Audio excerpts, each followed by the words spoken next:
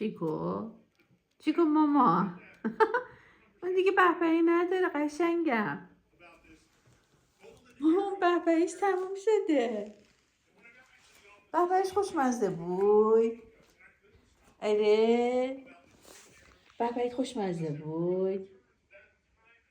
دستتو گذاشتی روش فرار نکنه. های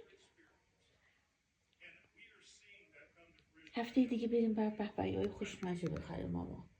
بهبهی های پسرم تمام شده. یامیاش هم داره تمام میشه.